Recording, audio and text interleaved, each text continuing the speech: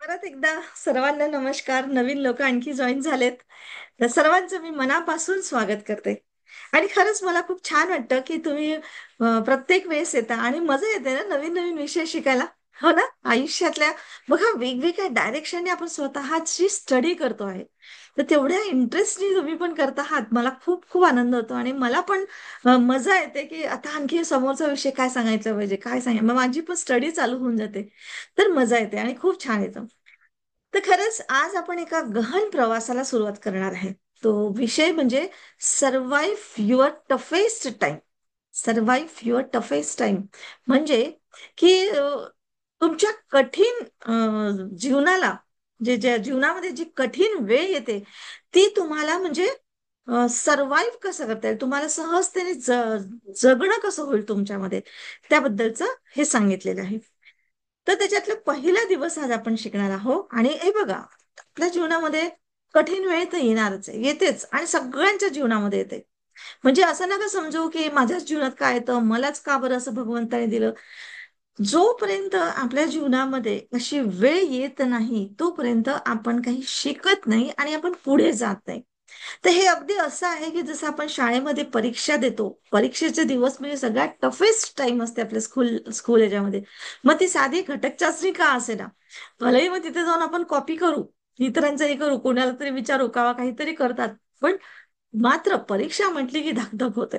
Toughest वाटतं एकदम की बापरे, कसं आता कितीही अभ्यास झाला असेल तरी सुद्धा असं होत असतं. तर नक्कीच हे एक आपलं जीवन आहे. जीवनाने आपल्यासाठी आपल्याला असं वाटतं कधी कधी की टफेस्ट टाइम म्हणजे कठीण पिरियड जेव्हा आला तेव्हा असं वाटतं की आपण एक असं जखडून ठेवलं की काय जीवनाने मला, की आता मला पुढे जायला जागाच नाहीये. कसं पुढे काय, मला श्वास घ्यायला जागा नाही, म्हणजे अशा टाईपची कधी कधी फिलिंग येते की धस्स होते. आता मी काय करू, आता माझ्यासोबत काय हे झालं, असं कसं झालं, अरे बापरे, आता माझ्याचे झालं. मला तर काही काही लोकांना तेवढी सहन होत नाही आणि आत्महत्यापर्यंत जातात. स्वतःला म्हणजे सर्व्हाइव्ह करू शकत नाही तर स्वतःला नष्ट करणं, किती किती स्वतःला म्हणजे नुकसान करून ठेवतात अगदी स्वतःचं. रागाच्या भरात, भीतीच्या याच्यामध्ये किंवा डिप्रेशनच्या याच्यामध्ये वगैरे जातात आणि काय काय नाही करतात अगदी, म्हणजे अक्षरशः म्हणजे खूप भयानक म्हणजे. आणि ह्या सगळ्या याच्यामध्ये एकच ते प्रश्न त्यांचा असतो की ते माझ्यासोबत का होते, हे माझ्यासोबतच का होत आहे. पण लक्षात ठेवा, ही गोष्ट नेहमीसाठी लक्षात ठेवा, की कठीण वेळ आयुष्यातली ही आपल्याला कधी संपवायला येत नाही.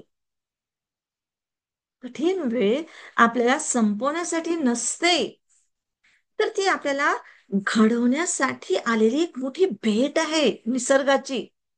म्हणजे त्या दृष्टिकोनातून बघा, जोपर्यंत तुमच्या जीवनात कठीण वेळ आली नसेल तोपर्यंत तुम्ही घडलेच नाही.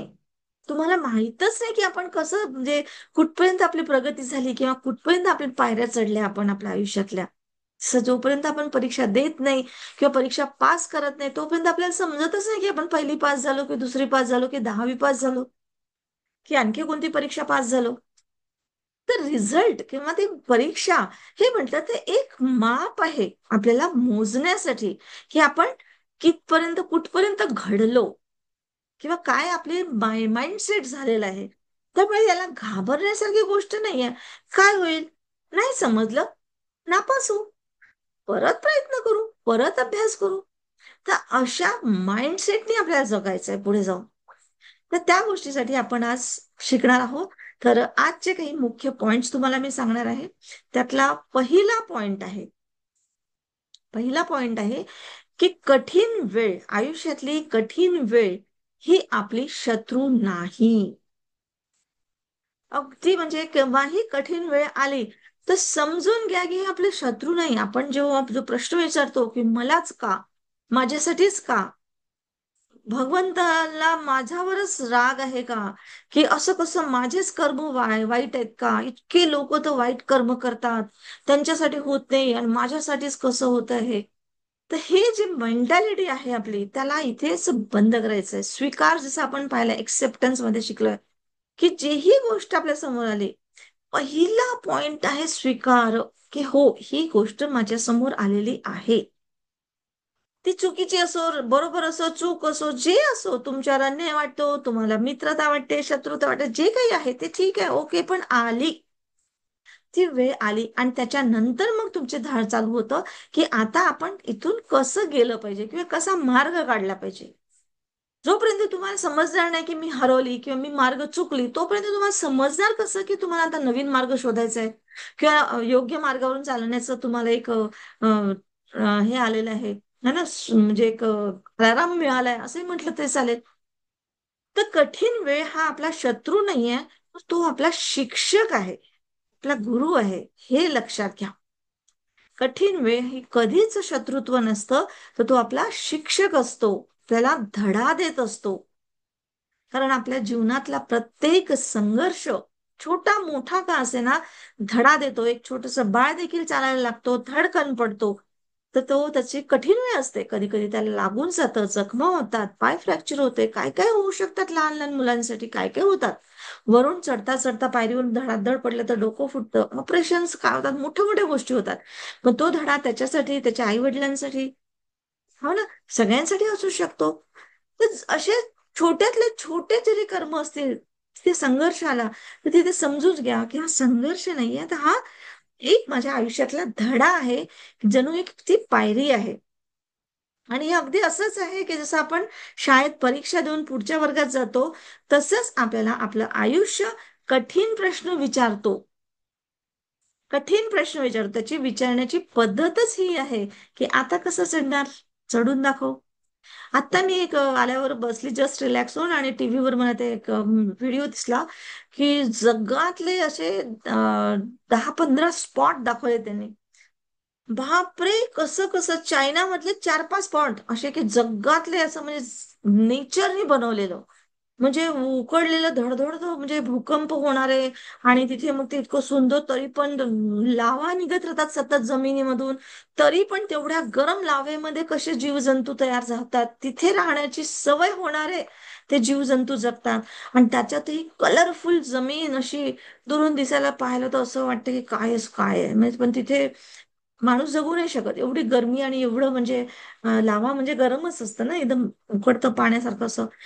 पण तरी पण तिथे लोक पाहायला जातात, दुरून जातात आणि बघतात. ते सीन सिनरी इतकी, पण ते नर्कच होतं म्हणजे एक प्रकारचं, पण दिसायला अल्टिमेट सुंदर. नंतर अजून एक चायना मधली एक बुद्धाची मूर्ती पाहिली, 3,000 मीटर उंच. म्हणजे त्याला 90 वर्ष त्या पहाडामध्ये कोरल्या गेली, ते 90 वर्ष लागले.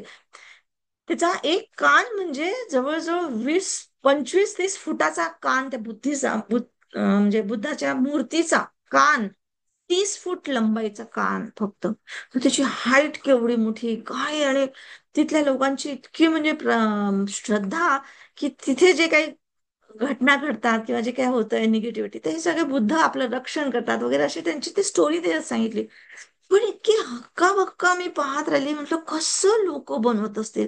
कंटिन्युअस ते पहाड खोदत राहणं, खोदत राहणं, खोदत राहणं, 90 वर्ष. म्हणजे मग आपले बच्चांना सांग, पुढच्यांना सांगणं, पुढच्यांना सांगणं, बाप रे बाप.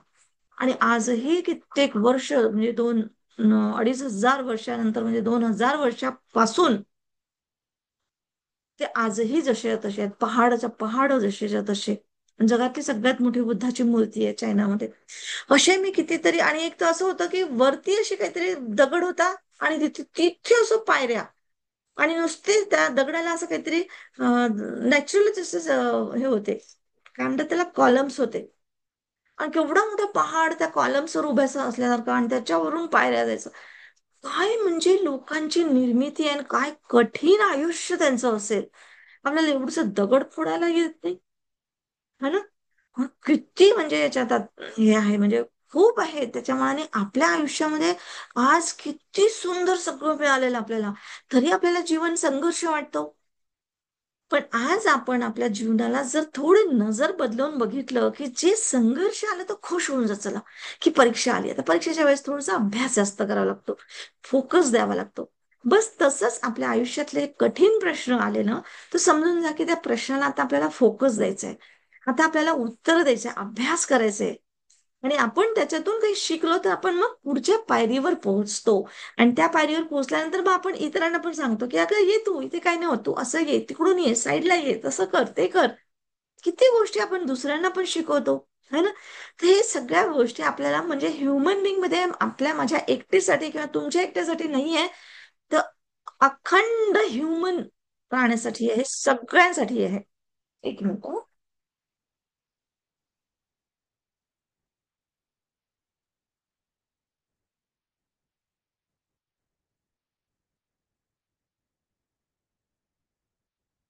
बॅटरी लो आहे, थोडंसं लावून घेते हा. तर हे समजूनच घ्या की आता मलाच का देव असा देतो आहे असं म्हणण्यापेक्षा की काय बोलायचंय, आता मला पुढच्या वर्गाची परीक्षा द्यायची आहे, तर आयुष्य मला प्रश्न विचारतो आहे, तर त्याचं उत्तराची मला तयारी करायची आहे. आणि मी जसं त्याच्यातून काही शिकेल आणि उत्तर देऊ शकेल तर मी पुढच्या पायरीवर म्हणजे माझी प्रगती होईल. तर अशा पद्धतीने आपल्याला बदलवायचं आपला माइंडसेट. कधीच बोलायचं नाही की मलाच का असं दिलं, देव माझ्याच आयुष्यामध्ये असा वादळ वारा आणत जातो असं वाटतं, है ना? पण असं नसतं. दुसरा पॉइंट आहे, ह्या अडचणीमुळे जी आपल्याकडे आपल्यावर अडचण येते किंवा प्रश्न येतात आपल्यासमोर, त्याच्यामुळे आपल्याला आपले खरे मित्र कोण आहेत, आपले नातीसंबंध कोण आहेत योग्य, ते ओळखता येतात. म्हणजे सुखाच्या काळामध्ये जे सोबत असतात ते सोबत आहेत, सगळेच सुखाच्या काळात सोबत असतात. पण जेव्हा वादळ आलं, जेव्हा खरे लोक असतात तेच टिकून राहतात आणि बाकीचे बरोबर निघून जातात, उडून जातात. तर त्यामुळे हा एक निसर्गाचा धडा आहे तुम्हाला खरे लोक ओळखण्यासाठी, है ना? तर तुम्हाला तिथेच ओळखायला येतं की अरे हे जे सुखाच्या सोबतीला होते तेव्हा तर खूप मोठ्या मोठ्या तारीफ करत होते, खूप आपल्याला देत होतं. पण आज माझ्याजवळ खरंच माझं काहीच नाही आहे, किंवा जेव्हा माझं लुटल्या गेलं किंवा जे नव्हतं किंवा जे काही मी योग्य ती परीक्षा पास करू शकले नाही किंवा जे काही आहे, तर कसे लोक म्हणजे आपल्यासोबत निघून जातात आपल्यातून, आपल्याला सोडून किंवा आपल्याला धोका देतात, तेव्हा आपल्याला समजून येतं की मित्र खरे आहेत का किंवा नाती खरी आहेत का. ठीक आहे. किंवा तुम्हाला म्हणजे ही वेळ तुम्हाला दाखवते की कोण लोक आपल्याला दिखावा करून राहिले मित्र होण्याचं आणि कोण तुमचे खरे आहेत बिलकुल. तर ते तुम्हाला समजतं जेव्हा तुमच्यावर अडचण येते किंवा परीक्षा तुमची हे होते किंवा संघर्ष येतो जेव्हा जीवनामध्ये. तिसरा पॉइंट आहे की जीवनातलं संघर्ष म्हणजे काय, ही आत्मपरीक्षा असते. जसं आता ही बाहेरची परीक्षा झाली की तुमचे मित्र किंवा तुमचे नाते कोण आहेत ओळखता येतं, तर आता आत्मपरीक्षा पण येते की तुमच्यामध्ये किती सामर्थ्य आहे, तुम्ही स्वतःला सांगू शकता की येस आय कॅन डू, मी करू शकते. आणि जेव्हा तुम्हाला हे समजलं ना की मी करू शकते, तेव्हा म्हणजे तो आनंद आणि तो एक पक्का असा म्हणजे धीर जो गंभीर म्हणतो ना तो वेगळाच येतो. मी खरं सांगते, माझे जे NLP चे म्हणजे जेव्हा माझे कोच आहेत त्यांनी मला म्हणजे मी कोर्स केला होता ट्रेन द ट्रेनर म्हणून. तर तिथे त्यांनी मला म्हणजे 1 to 1 ते परीक्षा घ्यायची असेल आणि तेव्हा त्यांनी मला म्हणजे हे केलं होतं की तुम्हाला, मला पैशाचाच प्रॉब्लेम होता मेन, म्हणजे माझ्या जीवनात पैसा आहे नव्हता आणि ते फसल्यामुळे माझं पूर्ण डाऊन झालं होतं. तर मला त्यांनी म्हणजे पैशाचाच प्रॉब्लेम म्हणाले की तुम्हाला किती रुपये कमवायचे आहेत. तर मी म्हटलं असं म्हणजे थोडंसं इकडचं तिकडचं कॅल्क्युलेशन करून करून हे ते करून सगळं 50,000 म्हणजे मोठ्या मुश्किली घाबरत घाबरतच म्हटलं होतं की 50,000 ठीक आहे. तर ते हसले मला सर, म्हणजे 50,000 से क्या होते हैं बोले, यहाँ अगर अपने को करना ही है तो कम से कम लाख रुपए महीना तो करो. तर मी म्हटलं आणि ही केव्हाची गोष्ट आहे, 10-15 वर्षाच्या पूर्वीची गोष्ट आहे जवळजवळ. 12 वर्ष तर नक्कीच झाले मला वाटते. तर तेव्हा ते लाख रुपये म्हणजे म्हणायची हिंमत तर काय, म्हणजे असं वाटायचं मी करते काय तर लाख रुपये म्हणू आणि मला लाख रुपये मिळते काही पण.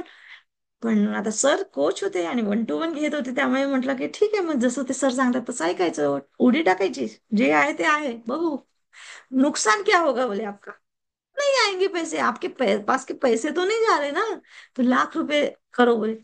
तर मग त्यांनी जसं सांगितलं तशा पद्धतीने मला ते हिप्नोटिझम लँग्वेज मध्ये त्यांनी सगळं म्हणजे माइंडसेट, सबकॉन्शियस माइंडसेट म्हणतात त्याला, ते केलं आणि मला ते समजलं म्हणजे काय आहे ते ऍक्च्युली. ते काही जादूटोना किंवा असं काहीच नव्हतं, पण ती समज आहे ना जी मी तुम्हाला आज इतक्या विषयांमधून समजवण्याचा प्रयत्न करते आहे, की तुमचा माइंडसेट करते. माइंडसेट म्हणजे बस एक दिवशी असं नाही व्हिज्युअलायझेशन केलं किंवा व्हिज्युअलायझेशन बोर्ड लावला किंवा अफर्मेशन्स केलं, असं केलं आणि मग असं होतं की दिलीनं केलं आणि तुझं झालं. असं नसतं.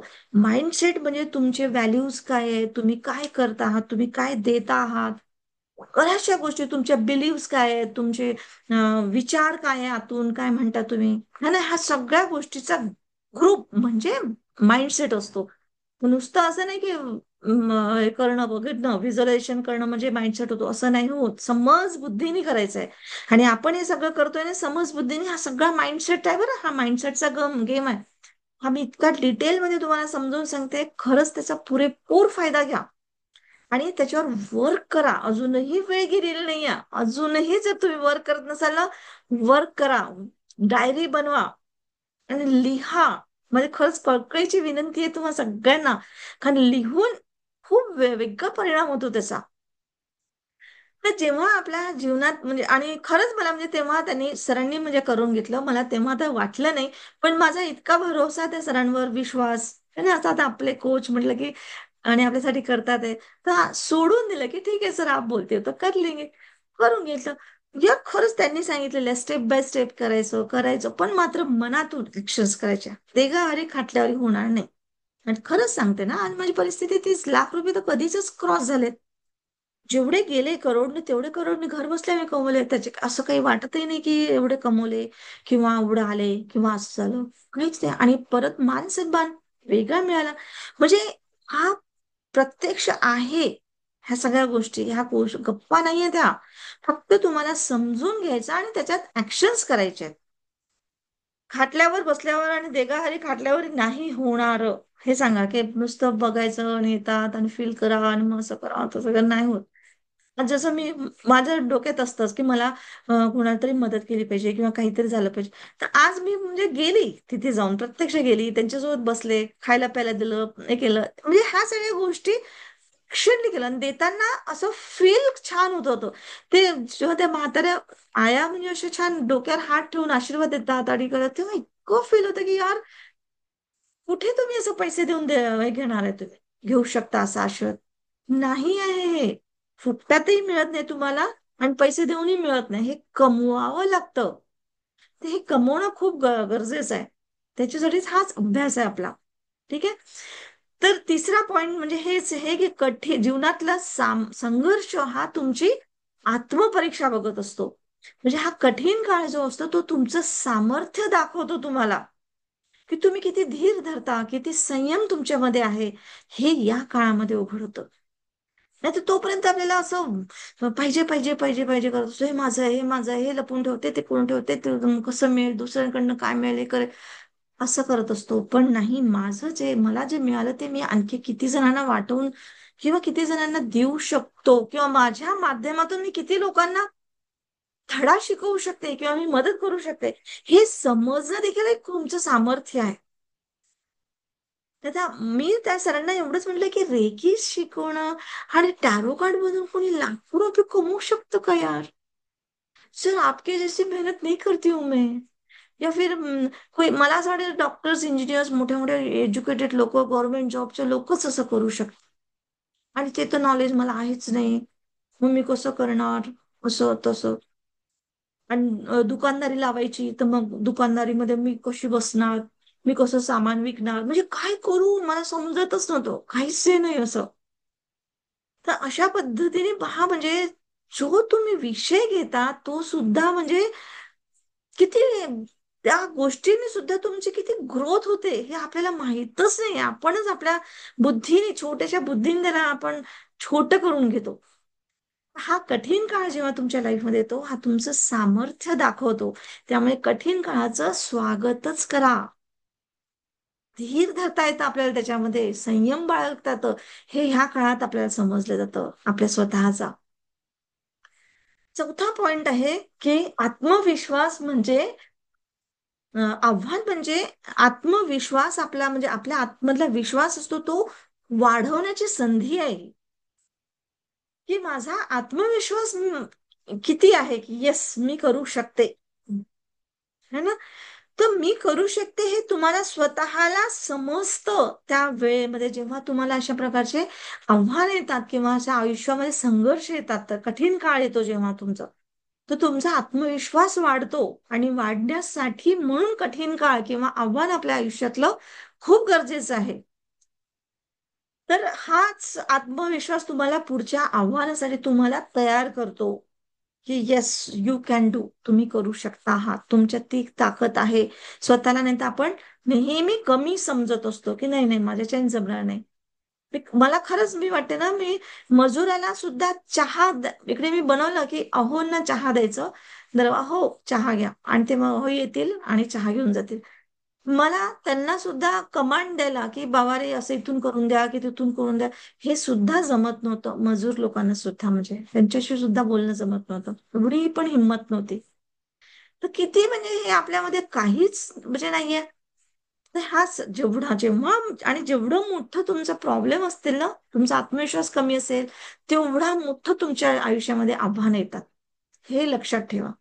त्यामुळे आव्हानांचं नेहमी स्वागत करा आणि त्यांना शांत प्रेमळपणे उत्तर द्या, की हो मी तयार आहे, तू मला सोबत दे, साथ दे.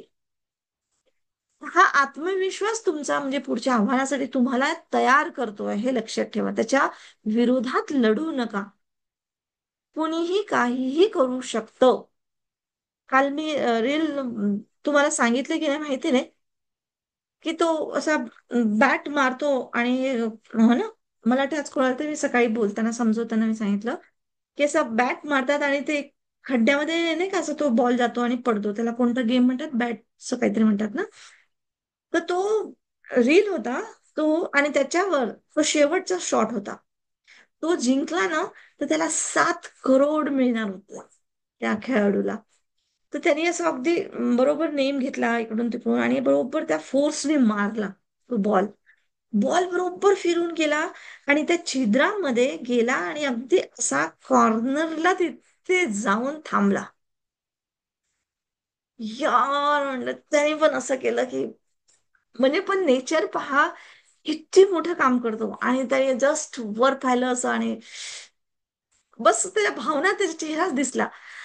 आणि त्या बॉलवर एक बारीकसा मच्छर गवतावर खेळत होता. तो मच्छर तो बॉलवर बसला आणि त्या बॉलवर असा असा तो चालत गेला, आणि त्या तेवढ्याशा वजनाने, त्या मच्छराच्या वजनाने तो बॉल त्याच्यात पडला खाली. आणि 7 करोड म्हणून ते म्हणजे लोकांनी टाळ्या वाजवल्या. बापरे, एका मच्छराने 7 करोड मिळवून दिले. म्हणजे बघा तुम्हाला म्हणजे किती हे आहे ना, म्हणजे आव्हान येतात, पण एक एवढ्याशा गोष्टीसाठी सुद्धा आपल्याला म्हणजे कसं कुठे काय साथ मिळेल आणि कसं आपले आव्हानं पूर्ण होतील सांगताच येत नाही. त्यामुळे विश्वास ठेवा, है ना. हो, ती रील ना मी बस फिरवत गेली, मला दिसली तर मी जरूर शेअर करेन. मी ती जरूर शेअर करेन. मी माझ्या डोक्यात आलं होतं, पण माहितीये मी नाही केलं तर, पण दिसली तर मी नक्की शेअर करेन. ठीक आहे. तर कठीण वेळ, आणि हा नंतरचा पॉइंट आहे की कठीण वेळ संयम म्हणजे संयम, श्रद्धा आणि सहनशीलता शिकवते. जेव्हा आपल्यावर कठीण वेळ येते तेव्हा आपल्याला संयम, श्रद्धा आणि सहनशीलता शिकवते. म्हणजे ती किती खरंच, तो बॉल जेव्हा पाहिला ना, एकदम असं इथे पाहताना पड रे पड रे पड रे. आपल्या त्यातून कोणी घेणं देणं नाही, काही नाही, पण तो बघूनच असं मनामध्ये हे येतं. आणि त्यावेळेस त्याने श्रद्धेने फक्त वर बघितलं आणि असं ऍडजस्ट केलं, आणि तो मच्छर आला आणि तो बॉल खाली पडला. तर खरंच किती सुंदर आहे, म्हणजे की कठीण वेळ आपल्याला संयम, श्रद्धा आणि सहनशक्ती शिकवते. त्यामुळे कठीण वेळेला कधीच म्हणजे नावं ठेवू नका, खुश व्हा. है ना. जो संयमी असतो त्याला परिस्थिती कधीच वाकवू शकत नाही. म्हणजे संयम आपल्याला मध्ये असायला पाहिजे. तर श्रद्धा ही तुमचं मन धरून ठेवते. म्हणजे मन मन पण भरकटत नाही. मनाला पण ती श्रद्धा इतकी आवडत असते, की मला पूर्ण श्रद्धा आहे की माझं यश आहे याच्यामध्ये. भगवंत तू जे करशील ते तू मला हे आहे म्हणजे सरेंडर. श्रद्धा म्हणजे सरेंडर. श्रद्धा म्हणजे माझ्या विचारांच्या पलीकडे तुझ्यावर तू बघ आता काय करायचंय ते. मी माझं हे वर्क करतोय. तर ते आहे श्रद्धा संयम. काय आपलं यश आपलं. हो, श्रद्धा संयमच म्हणतात ना. बरोबर आहे. बरोबर आहे, तेच आहे. सबुरी. श्रद्धा सबुरी. साई महाराजांनी सांगितलेलं आहे, बरोबर आहे. श्रद्धा सबुरी. सबुरी म्हणजेच सहनशीलता. ठीक आहे. तर हा झाला पाचवा पॉईंट. असे 5 पॉईंट तुम्हाला आज मी सांगितले, की कठीण वेळ ही शत्रू नाहीये, ती आपली शिक्षक आहे, हे समजून घ्यायचं आहे. अडचणीमुळे आपल्याला खरे मित्र आपल्याला ओळखता येतात, आपले नातेसंबंध आपल्याला ओळखता येतात, आणि जीवनातला संघर्ष म्हणजे आपला आत्मपरीक्षा आहे हे समजून घ्या. कारण कठीण काळामध्ये तुमचं सामर्थ्य तुम्हाला दिसतं, की तुम्ही किती धीर किंवा संयमी आहात हे समजतं. आणि चौथा पॉइंट होता आव्हान आणि आत्मविश्वास तुम्हाला वाढवण्याची संधी मिळतं जेव्हा तुमच्यावर कठीण वेळ येते, की तुम्ही म्हणजे कशा पद्धतीने आव्हान आल्याबरोबर तुम्हाला स्वतःचा आत्मविश्वास आणि तुम्ही म्हटलं की मी करू शकते हे. मला म्हणूनच तर माझ्यावर ही वेळ आली अशी आणि मी करू शकते. असं जेव्हा तुम्ही स्वतःचा आत्मविश्वास हे केला तर तुम्हाला पुढे पार करू शकता ती नय्या. तसंच म्हणजे कठीण वेळ ही तुम्हाला श्रद्धा, संयम आणि सहनशीलता शिकवते. तर तुमचं म्हणजे कुठेच तुम्हाला खाली पाडत नाही कधीच कठीण वेळ, हे लक्षात घ्या. जरी तुम्हाला शून्य काय मायनस केलं तरी सुद्धा हे लक्षात ठेवा. सगळ्यात बेस्ट उदाहरण तर मी माझं स्वतःच देते, की मी शून्य नाही तर मायनस झाली, म्हणजे मी कर्जामध्ये अडकली. करोडोची मालकीन, पण मी कर्जामध्ये अडकली, पण त्याच्यातूनही सुटून वर आली. प्लस म्हणजे गळ्यात हार फुलं म्हणा, किती लोकांची ओळख झाली, मुली आज आपल्या चांगल्या मार्गावर आहेत, की नाही तर सगळं काही असून मुलं चांगले निघत नाही. किती मोठी म्हणजे शिक्षा असते ही. आणि आज मुलींच्याच भरोशावर सगळं चालतंय, किंवा किती सुंदर म्हणजे ह्या सगळ्या याच्यामध्ये बॅलन्स ठेवणं, ते सगळं सहनशीलता आपलं. आणि आपल्याला असे आव्हान आपल्या लाईफमध्ये येतात, ते आपल्याला ते शिकवून जातात. ठीक आहे. तर आज आपल्याला होमवर्क मी तुम्हाला हे सांगणार आहे, की तुमच्या आयुष्यातला कोणता असा कठीण वेळ असेल. मी लिहून पाठवेल तुम्हाला नीतू. एकदम हे व्यवस्थित पॉइंट लिहून पाठवते, ठीक आहे. रोजचे पॉइंट लिहून पाठवते, त्यामुळे तुम्ही बिलकुल काळजी करू नका. आणि नक्कीच त्याच्यावर वर्क मात्र जरूर करा. ठीक आहे. मी आता जे होमवर्क सांगते ना, ते होमवर्क मात्र जरूर करा आणि शेअर करा तुम्ही.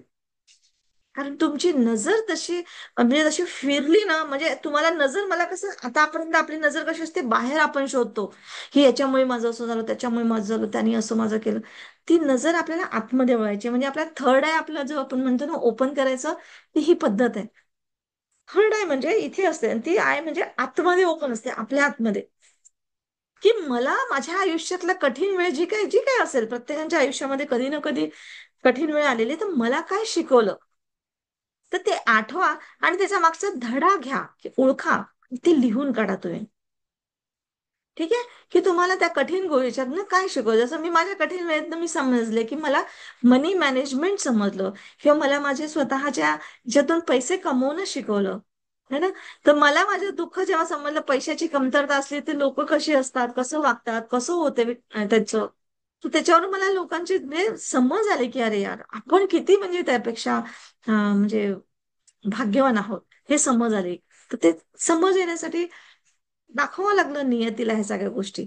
त्याला आपण किती जमवाजमव करावं लागतं, किती नाटक करावं लागतं. तर चला, ठीक आहे. तर आता आपण करूया मेडिटेशन.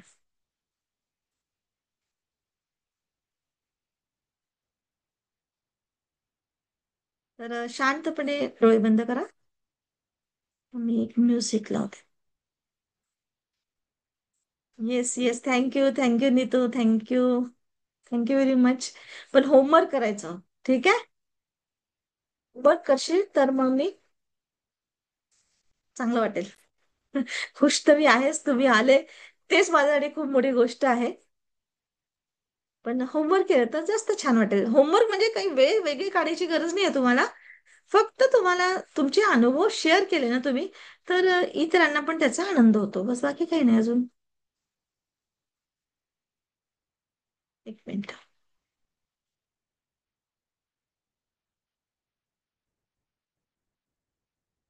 चला, हेच छान आहे.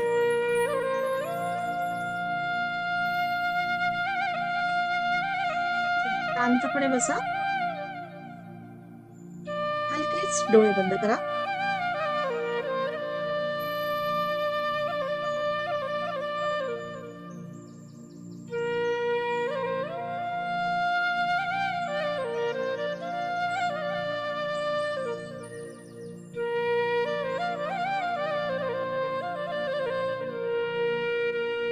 श्वास येतो आहे, श्वास जातो आहे. अगदी सहज आपल्या श्वासाकडे लक्ष द्या.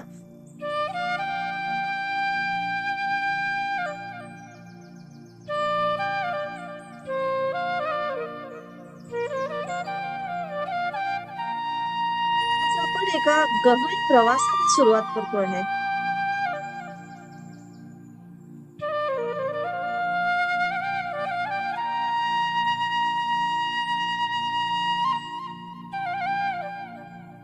ते म्हणजे कठीण, आपल्या आयुष्यातली कठीण वेळ आपल्याला निभावून कसं न्यायचं आहे, म्हणजे सर्व्हाइव्ह कसं करायचं आहे.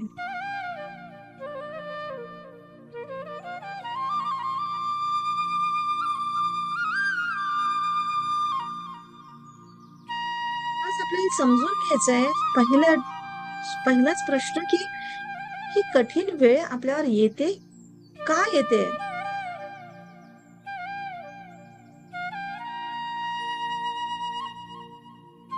कधी असं वाटलं का तुम्हाला की जीवनाने तुम्हाला कठीण वेळ दिलाय, तर तुम्हाला एक जखडून ठेवलं आहे,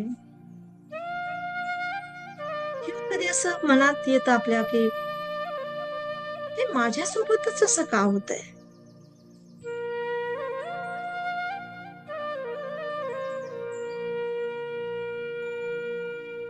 पण लक्षात ठेवा, कठीण वेळ आपल्याला संपवण्यासाठी नाही,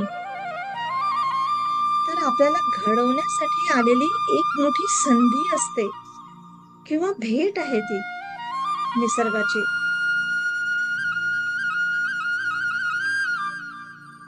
आज ह्या कठीण वेळेकडे बघण्याचा दृष्टिकोन आपण बदलूया.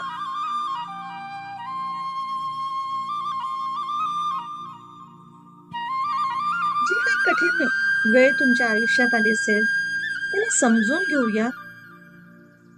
सर्वात पहिले तर ती आपली शत्रू नाहीये. कठीण वेळ हा आपला शत्रू नाहीये, तर तो आपला शिक्षक आहे. तो आपला गुरु आहे.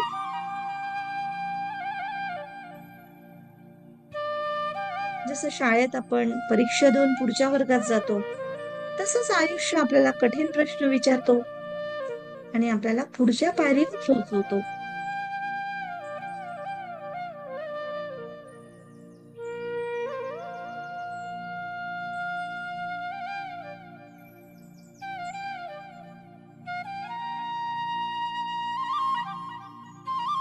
कठीण वेळात तुम्हाला खरे तुमचे कोण आहेत आणि कोण फक्त दिखावा करतं हे समजून जातं. कठीण काळ तुम्हाला तुमचं सामर्थ्य दाखवतो. तुम्ही किती धीर धरता, किती संयम बाळगता, हेच दाखवतो तुम्हाला.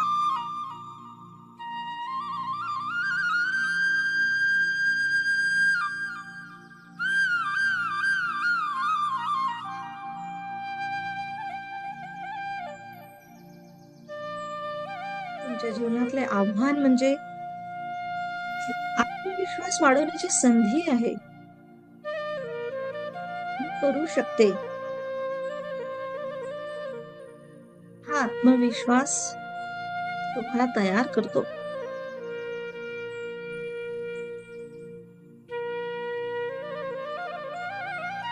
कठीण वेळ ही संयम, श्रद्धा, सहनशीलता शिकवते. जो संयमी असतो, श्रद्धावान असतो, त्याला परिस्थिती कधीच वाकवू शकत नाही.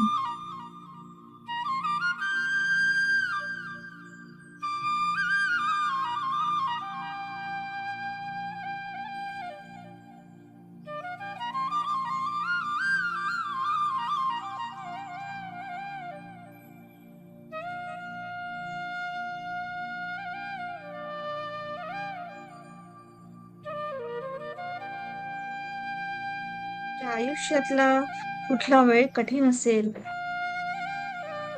कठीण आयुष्य बघून आठवून बघा आणि त्या मागचा धडा ओळखा. काय शिकायला मिळालं तुम्हाला?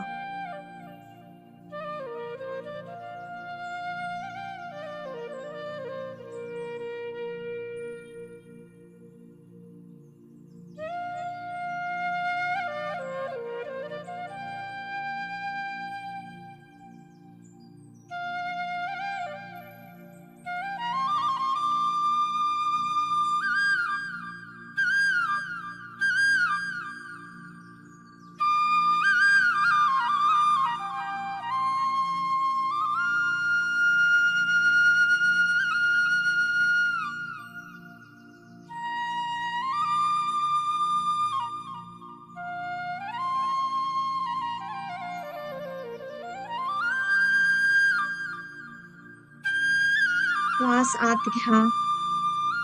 आत श्वास घेताना प्रकाश आत येतो आहे. हळूच श्वास सोडा. मनातला अंधार बाहेर पडतो आहे.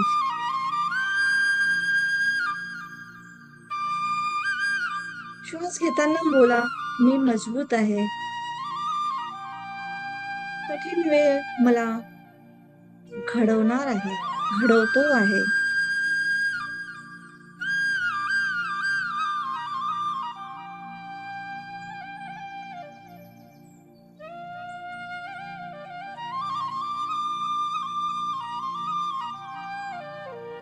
त्याबद्दल धन्यवाद व्यक्त करा.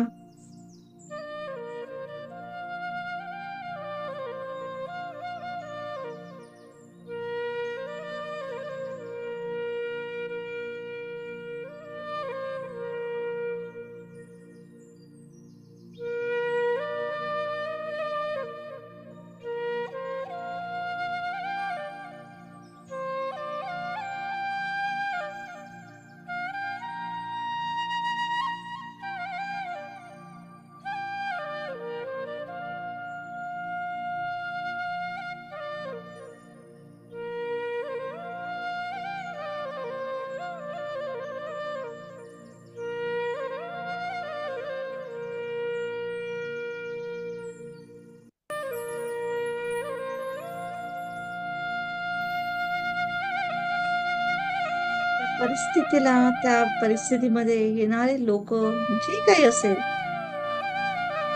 कारणीभूत ठरलेत ते, त्यांना मनापासून धन्यवाद करा.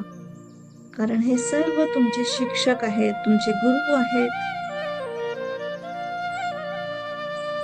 निसर्गाला सर्व गोष्टीचं क्रिएशन करावं लागतं.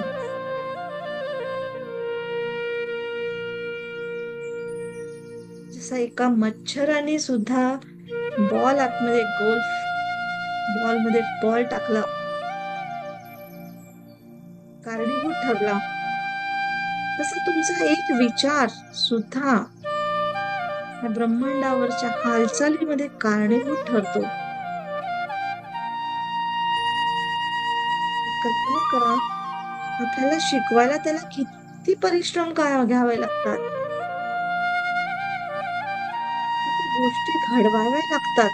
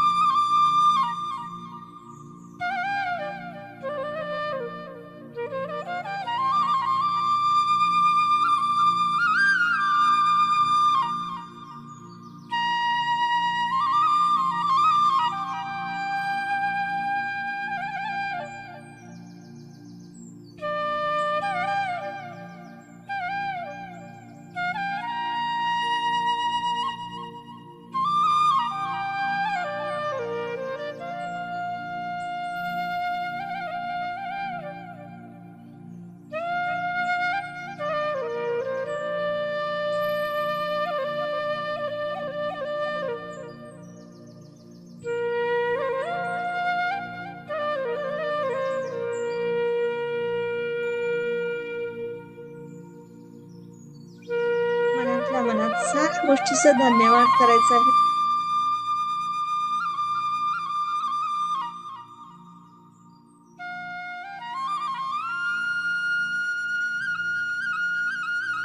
मी मजबूत आहे. मी घडते आहे. स्वतःला असे छानसे अफर्मेशन्स द्या आणि हळूच वातावरणाप्रती जागृत व्हा. आपल्या शरीराप्रती जागृत व्हा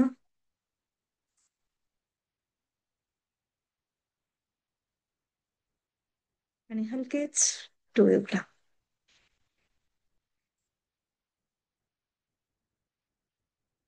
खूप सुंदर, खूपच छान. थँक्यू. तुम्हा सगळ्यांना खूप खूप मनापासून धन्यवाद.